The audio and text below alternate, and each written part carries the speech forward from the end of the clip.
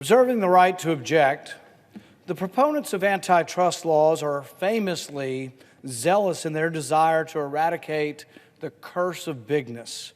To them, big is always bad, except, of course, when it comes to the size and scope of government.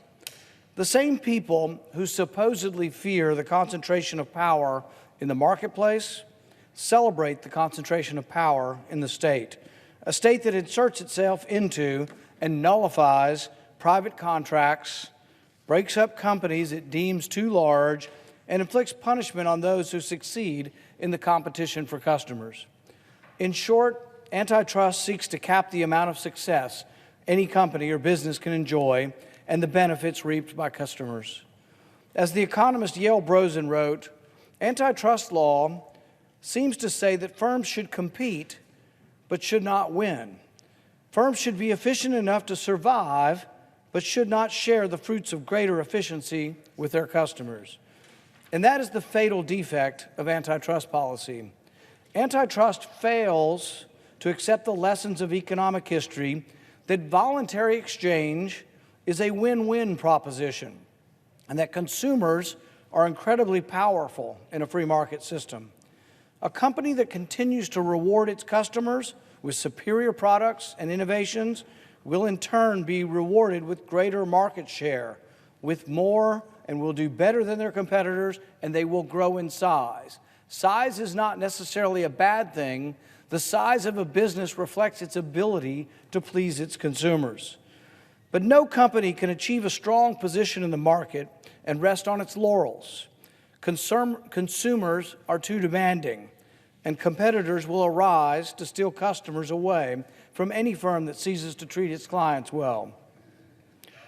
Unlike players in the marketplace who must take note of consumer trends to survive, antitrust enforcers often fail to see what is right in front of their face. Just take the issue of video services. In 2005, when Netflix was already several years old and growing in popularity, the FTC, believe it or not, busied itself in blocking a merger between Blockbuster and Hollywood Video. So this is the inside of government.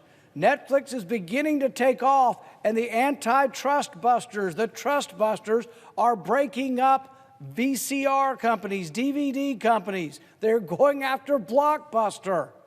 This is the incompetence of government, and we should not encourage this. Blockbuster and Hollywood Video no longer exist.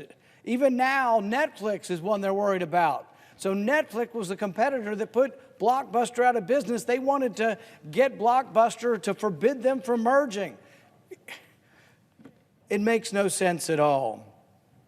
No such fear exists today, though, that Netflix will be a monopoly, since they're competing with Hulu, Peacock, Amazon, Prime Video, Disney+, HBO Max, Apple TV, Paramount Plus, and others. But 5 or 6 years ago, you might have thought Netflix is going to take over the world. We got to break them up. No, if companies please their consumer, let them get bigger. Bigger means they're giving their customers something they want. We didn't need government to break up Netflix. We didn't need government to interfere to ensure competition and innovation. All we needed to do was let the marketplace work. But standing in the way of the benefits of the market are the antitrust zealots. The U.S. Chamber of Commerce has pointed out that enacting this bill would stymie legitimate business transactions between sectors and industries, create needless new bureaucracy, and spur unwarranted litigation. But the package is even more nefarious than that. It will take money out of the productive sector, the private sector, and give it to bureaucrats in Washington. As Americans for Tax Reform correctly points out, this legislation would give the Biden administration hundreds of millions of dollars in new funds to pursue a progressive social agenda. They're talking about critical race theory and all this craziness, injecting this into whether your company can merge or not. This is not something we need to give them more money to do. We need to give them less money. The package of bills here is just the first step to reinvigorate antitrust law. There is no lack of bills designed to empower government control over the marketplace. Take just one bill called the Competition and Antitrust Law Enforcement Reform Act, which would presume that any merger of a certain size violates the law and shifts the burden of proof to the merging parties. Government doesn't have to prove that you merging and becoming bigger is bad. You have to prove that your merging somehow is a benefit. People merge, they get bigger to provide lower costs and gain market share to gain profit for the consumers. That's what capitalism is based on.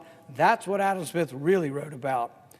According to Robert Bork Jr., the antitrust bill would enact so many potential ways to prosecute, abuse, and torment companies that government would, in essence, become the real board of directors, and every major company would be ruled by the federal government. That is what is coming. That is what they're proposing. This bill today is a small step in that direction, but what they have in the pipeline is more government control of business. The package today is a mere precursor to designating the Department of Justice and the FTC as the central planners of the American economy. This bill seeks to take the power out of the hands of the consumers and hand it to the antitrust bureaucrats. Therefore, I object.